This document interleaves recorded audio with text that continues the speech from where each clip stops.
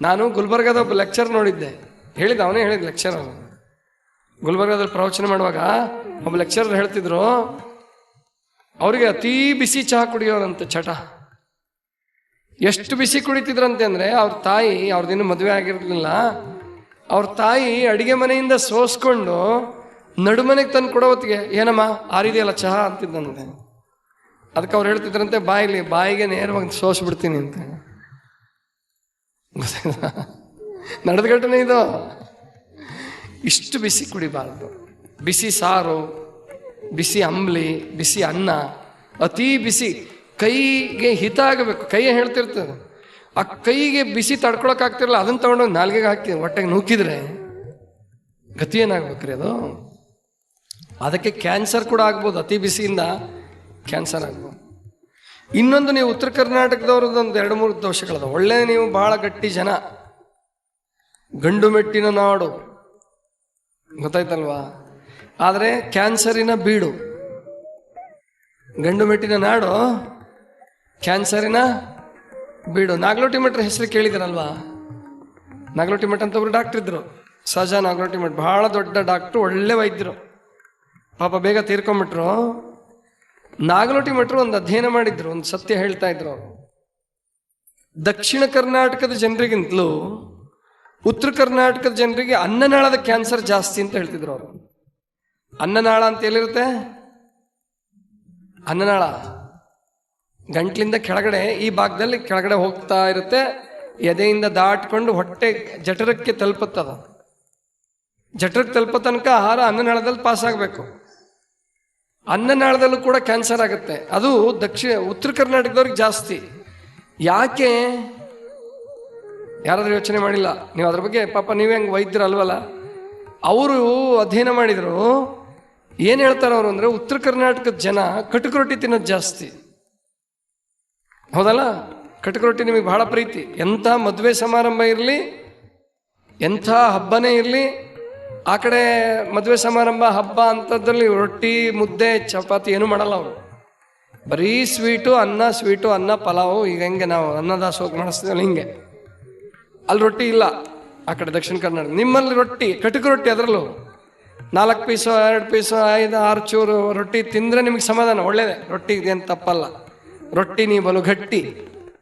ಆದರೆ ನೀವು ಮಾಡೋ ತಪ್ಪೇನಂದ್ರೆ, ಕಟುಕು ರೊಟ್ಟಿ ತಿನ್ನೋದು ತಪ್ಪಲ್ಲ, ಆದ್ರೆ ಅವಸರವಾಗಿ ಸಾರು ಹಾಕ್ಕೊಳ್ಳೋದಿಲ್ಲ ಕೆಲವರು.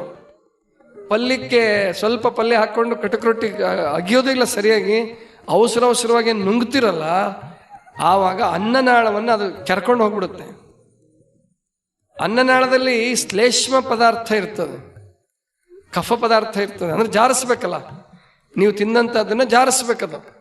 ಜಠರಕ್ಕೆ ಹೋಗಿ ಬೀಳ್ಬೇಕು, ಜಠರಕ್ಕೆ ಹೋಗಿ ತಲುಪಬೇಕಾದ್ರೆ ಅನ್ನನಾಳದಿಂದ ಜಾರಬೇಕದು. ಅದೇನಾಗುತ್ತೆ, ಕೆರ್ಕೊಂತ ಹೋಗಿ ಶ್ಲೇಷ್ಮ ಪದಾರ್ಥ ಕಡಿಮೆ ಆಯ್ತಂದ್ರೆ ಅಲ್ಲಿ ಗಡ್ಡೆ ಆಗುತ್ತೆ, ಹುಣ್ಣಾಗುತ್ತೆ.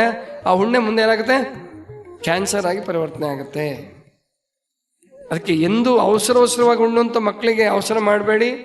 ಕಟುಕು ರೊಟ್ಟಿ ತಿನ್ನುವಾಗ ಸಾಧ್ಯವಾದಷ್ಟು ಮಟ್ಟಿಗೆ ಸಾರು ಹಾಕ್ಕೊಂಡು ಅದ್ರ ಮೇಲೆ ತಿನ್ನುವಂಥ ಅಭ್ಯಾಸವನ್ನು ಮಾಡಿ. ಅದು ಭಾಳ ಒಳ್ಳೆಯದು. ಮೆತ್ತಗೆ ಮಾಡಿಕೊಂಡೇ ತಿನ್ನೋದು ಒಳ್ಳೆಯದು. ಯಾಕಂದರೆ ನೀವು ಅವಸರ ಭಾಳ. ಆಮೇಲೆ ಅನ್ನ ಮಾಡ್ತಿರಲ್ಲ ನೀವು ತಾಯಂದರು, ಅನ್ನ ಮಾಡೋ ಪದ್ಧತಿ ಕೂಡ ನಿಮಗೆ ತಪ್ಪಿದೆ. ಏನು ಅನ್ನದಾಗಲಿ ಎಣಿಸ್ಬೋದು, 1, 2, 3, 4, 5, 6. ಅದರಲ್ಲಿ ಸಭೆಗಳಲ್ಲಿ, ಸಮಾರಂಭಗಳಲ್ಲಿ ಅನ್ನ ಮಾಡೋದನ್ನಂತೂ ಪಲಾವನ್ನು ಚೆನ್ನಾಗಿ ಬೇಯಿಸ್ರಿ, ನೀರು ಸ್ವಲ್ಪ ಜಾಸ್ತಿ ಹಾಕ್ರಿ, ತೊಂದರೆ ಇಲ್ಲ. ಮಿಜಿ ಆಗಲಿ, ಏನಾಗಲ್ಲ. ಮಿಜಿ ಆದ್ರೇನು ಒಳ್ಳೇದೇ, ಅದಿನ್ನೂ ಮತ್ತು ಉದುರುದ್ರು ಮಾಡೋದು, ಅವಸರವಾಗಿ ಉಣ್ಣೋದು ಗ್ಯಾಸ್ಟ್ರಿಕ್ ಪ್ರಾಬ್ಲಮ್ ಬಂದೇ ಬರ್ತದೆ. ಅನ್ನ ಸರಿಯಾಗಿ ಜೀರ್ಣ ಆಗಲ್ಲ. ಅನ್ನ ಚೆನ್ನಾಗಿ ಬೆಂದಷ್ಟು ಸಾರನ್ನು ಚೆನ್ನಾಗಿ ಇಟ್ಕೊಳ್ತದೆ. ಅನ್ನ ಸಾರು ಚೆನ್ನಾಗಿ ಬೆರೆತ್ಕೊಂಡ್ರೆ ಲಾಲಾರಸ ಚೆನ್ನಾಗಿ ಮಿಕ್ಸ್ ಆಗ್ತದೆ. ಕಾರ್ಬೋಹೈಡ್ರೇಟ್ ಜೀರ್ಣ ಆಗೋದಕ್ಕೆ ಲಾಲಾರಸ ಬೇಕೇ ಬೇಕು. ಲಾಲಾರಸ ಸಲೈವ ಇಲ್ಲ, ಕಾರ್ಬೋಹೈಡ್ರೇಟ್ ಸರಿಯಾಗಿ ಜೀರ್ಣ ಆಗಲ್ಲ. ಸಕ್ಕರೆ ಕಾಯಿಲೆನೂ ಬರ್ಬೋದು ನಿಮಗೆ. ಅವಸರವಾಗಿ ಉಣ್ಣೋದ್ರಿಂದ, ಉದುರು ಅನ್ನ ಉಣ್ಣೋದ್ರಿಂದ ಸಕ್ಕರೆ ಕಾಯಿಲೆ ಬಂದರೂ ಬರ್ಬೋದು. ಆದ್ದರಿಂದ ಅನ್ನವನ್ನು ಚೆನ್ನಾಗಿ ಬೇಯಿಸಿ. ಅದಕ್ಕೆ ನಾವೀಗೊಂದು ಉಪಾಯ ಕಂಡುಕೊಂಡಿದ್ದೀವಿ. ನಾವು ಹೇಳಿದ್ರಂತೂ ಕೇಳಲ್ಲ ನೀವು, ನನಗೆ ಗೊತ್ತು. ನೀವೆಷ್ಟು ಗುರುಗಳಿಗೆ ಗೌರವ ಕೊಡ್ತೀರೋ ಅಷ್ಟು ಗುರುಗಳನ್ನ ಮಾತು ತಿರಸ್ಕಾರ ಮಾಡ್ತೀರಿ. ಅದು ನಾನು ಬರೆದಿಟ್ಕೊಂಬಿಟ್ಟಿನಿ. ನಾನು ಎಷ್ಟು ನಮಸ್ಕಾರ ಮಾಡ್ತೀರಿ, ಎಷ್ಟು ಕಾಣಿಕೆ ಕೊಡ್ತೀರಿ, ಏನು ಪ್ರೀತಿಯಿಂದ ಉಣಿಸ್ತೀರಿ, ಎಲ್ಲ ಮಾಡ್ತೀರಿ. ಆದ್ರೆ ನಾವು ಹೇಳಿದ್ದನ್ನು ನೀವು ಪಾಲಿಸಲ್ಲ. ಅದಕ್ಕೆ ನಮಗೆ ಒಳ್ಳೆ ಕೆಲಸ ಸಿಗ್ತದೆ, ಚಲೋ ಕೆಲಸ ಸಿಗ್ತದೆ ನಮಗೆ. ಯಾಕೆ? ನೀವು ಮರಿತಿರ್ತೀರಿ, ಪಾಲಿಸಲಂಗಿಲ್ಲ, ಮತ್ತೆ ಕರೆಸ್ತಿರ್ತೀರಿ, ಗೊತ್ತಾಯ್ತಲ್ವಾ? ಅದಕ್ಕೆ ಅದಕ್ಕೆ ಈಗೊಂದು ಉಪಾಯ ಕಂಡುಕೊಂಡಿದ್ದೀವಿ. ಏನು ಮಾಡಿ ಅಂದರೆ, ಅನ್ನದ ಬದಲಾಗಿ ಅಕ್ಕಿ ಹುಗ್ಗಿ ಮಾಡಿ ಅಂತ ಹೇಳ್ತಾ ಇದ್ದೀವಿ, ಕಿಚಡಿ ಮಾಡಿ ಅಂತ ಹೇಳ್ತಾ ಇದ್ದೀವಿ. ಅಕ್ಕಿ ಹುಗ್ಗಿ ಕಿಚಡಿನಂತ ಬೇಯಿಸ್ತೀರಲ್ವಾ? ಚೆನ್ನಾಗಿ ಬೇಯಿಸ್ಲೇಬೇಕನ್ನ. ಅದಕ್ಕೆ ಅನ್ನ ಬೇಡ, ಅಕ್ಕಿ ಹುಗ್ಗಿ ಕಿಚಡಿ ಮಾಡಿಬಿಡಿ ಅಂತ ಹೇಳ್ತಾ ಇದ್ದೀವಿ. ನಮಗೆ ಅದು ರೂಢಿ. ನಮ್ಮ ಕರ್ನಾಟಕ, ದಕ್ಷಿಣ ಕರ್ನಾಟಕದಲ್ಲಿ ಗಿಂಜಲ ಅನ್ನ ಅಂತ ಮಾಡ್ತಾರೆ, ಗಂಜಿ ಅನ್ನ. ಬೇರೆ ಸಾರೆ ಹಾಕ್ಕೊಳ್ಳಲ್ಲ ನಾವು ಬಡತನದಲ್ಲಿ. ಸಾರೆ ಬೇಡ ನಮಗೆ. ಗಂಜಿಗೊಂದಿಷ್ಟು ಉಪ್ಪು ಹಾಕ್ಬಿಟ್ಟು ಆ ಗಂಜಿಯನ್ನು ಬೆರೆಸ್ಬಿಟ್ರೆ, ಚೆನ್ನಾಗಿ ಕುದಿಸ್ಬಿಟ್ರೆ ಇಷ್ಟು ರುಚಿಯಾಗಿರ್ತದೆ, ಘಮ ಘಮ ಘಮ ಪರಿಮಳ ಇರ್ತದೆ, ಆನಂದವಾಗಿ ಉಣ್ತೀವಿ. ಗಂಜಿ ಬಸಿಯೋದಿಲ್ಲ ನಾವು, ಗಂಜಿ ಬೇಸ್ಟ್ ಅರ್ಥ ಮಾಡಲ್ಲ. ಆದ್ದರಿಂದ ಯಾವಾಗಲೂ ನಾವು ಆಹಾರದ ವಿಷಯದಲ್ಲಿ ಗಮನ ಕೊಡಬೇಕು. ಎಷ್ಟರ ಮಟ್ಟಿಗೆ ಗಮನ ಕೊಡಬೇಕು ಅಂದ್ರೆ, ದೇವ್ರ ಪೂಜೆ ಬಿಟ್ಟರು ನಡೀತದೆ, ನೀವು ಆಹಾರದ ವಿಷಯದಲ್ಲಿ ತಪ್ಪು ಮಾಡಬಾರ್ದು. ಯಾಕೆಂದರೆ ದೇವ್ರೇನು ಪೂಜೆ ಬಿಟ್ಟ ಅಂತ ಬೇಜಾರು ಮಾಡ್ಕೊಳ್ಳಲ್ಲ. ಆದರೆ ನಿಮ್ಮ ಜೀರ್ಣಾಂಗ ವ್ಯೂಹ, ನಿಮ್ಮ ಜೀರ್ಣಾಂಗ ಕ್ರಿಯೆಗಳು, ಜೀರ್ಣಕ್ರಿಯೆ ಕೇಳಲ್ಲ. ನೀವು ತಪ್ಪು ಊಟ ಮಾಡಿದ್ರೆ ಭಾಳ ಜನರಿಗೆ ನೋಡ್ತೀನಿ, ಅಶಕ್ತತೆ, ತಾಯಂದ್ರಿಗೆ ಅಪೌಷ್ಟಿಕತೆ, ಸುಸ್ತು, ನೋವುಗಳು, ಮಂಡಿ ನೋವು, ಆ ನೋವು, ಈ ನೋವು. ಯಾಕೆ ಅಂತಂದರೆ ನೀವು ತಿಂದಿದ್ದು ಸರಿಯಾಗಿ ಪಚನ ಆಗುವಲ್ದು ನಿಮಗೆ, ಮತ್ತು ನೀರು ಸರಿಯಾಗಿ ಕುಡಿಯಲ್ಲ.